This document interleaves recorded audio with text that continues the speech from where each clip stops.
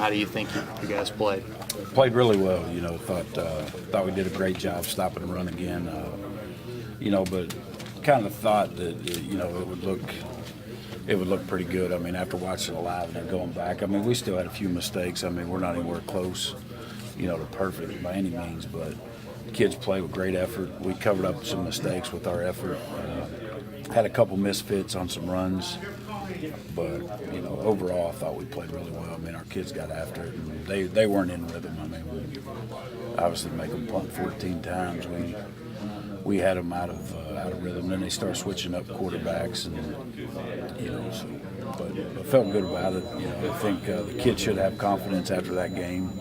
Moving on, I mean, this is a whole different animal we're about to face now. So, hopefully we have confidence and just go in and keep getting better. I was going to ask a different kind of challenge this week. They're going to challenge you more vertically, right? Yeah, I mean, they're going to spread you out 4 and 5 wide and throw it all over the place. It's going to look like Skelly going on out there. So, we have to make sure, get guys in the right spots, and, they're going to play fast. They're going to tempo us. So, we have to do a good job. I mean, it's hard to get to the quarterback. They've given up 4 sacks all year. And I think 2 of those are to the backup, number 5, when he came in. So, Webb gets rid of the ball. He does a great job. I mean, he's got good wideouts. Worley's been cleared to practice, Dana told us. He said he didn't know he was going to play. But do you expect him to be a little bit rusty whenever he does come back? Yeah, I mean, hopefully that's why we practice him. Hopefully we'll get out there and get some mileage out of him today and kind of see where he's at, and whatever decisions made by the higher-ups, and we'll go from there with it. After his performance last year, what are you seeing in the development of Davis Webb and how he's improved, if you can say he's improved this year? Yeah, I think, he gets rid of the ball so fast, and throws it out to skilled guys that, can make you miss, and they could turn a negative play into 80-yard touchdown with the screen or whatever it may be. So, they're very skilled, very athletic. And their offensive line, they do a good job. I mean, they protect him, but I think Davis just has such control of the offense, and he throws the ball on time, and that's why there's not very many negative plays against them at this point. The adjustments that you made on your defense, moving some of the bodies around, how much can that play into this week going up against pass-heavy offense? Yeah, and that's kind of why we did it when we did it. Going into Big 12 play, getting Oklahoma out of the way because they're structured a little different. So what we want to do is get more speed on the field, get a better pass rush on the field, and I think that we've been able to do that, and hopefully our kids will be a week better with it. And, we're not going to be able to do a whole lot of different stuff just because of the tempo that they're going to use, and we're going to have to be pretty simple, with our alignments and coverages and those kind of things.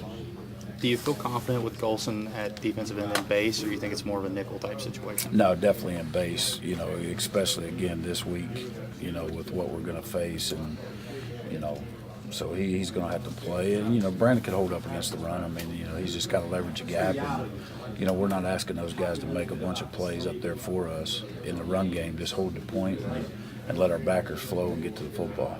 It's still early in the week, but do you feel like your kids have been able to recognize how different the outcomes could have been for Texas Tech if they wouldn't have had so many self-inflicted mistakes? You talking a year ago? No, I'm talking about this year. Oh, this year, yeah. Yeah, definitely. I mean, we've watched a little bit of it. I mean, hopefully the kids have watched a little bit on their own.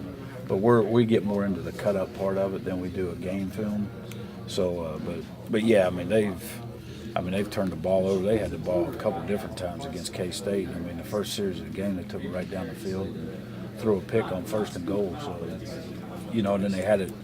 One of his other picks came on, I think, the 5-yard line. So, they were in striking distance. And the same thing, if he doesn't get hurt against Oklahoma State, who knows, it could have been 60-60. I mean, you never know how that game would end up. So, the whole fourth quarter he was out. I mean, he got hurt early in the fourth and didn't come back. So, the kid's experienced, and, he does a great job, and he understands the system.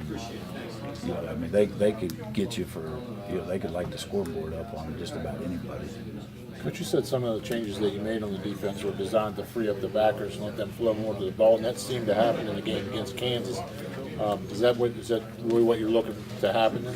Yeah, anytime you play an odd front, I mean, you can't have defensive linemen that are going to penetrate up the field and create run seams, on your defense. So, when you play an odd front, you want guys that hold a point and let the backers flow and get to the ball. So, I thought we did a great job of that the other day. And against certain teams that are power football, you can't do that. I mean, you have to try to penetrate and chop the front up to get the ball to bounce. Zone scheme teams, you can do that more and get our guys in the right position. So, I think they understand the scheme, both up front and the linebacker right now, and they know what we want. And I think we're just starting to execute a little better at this point.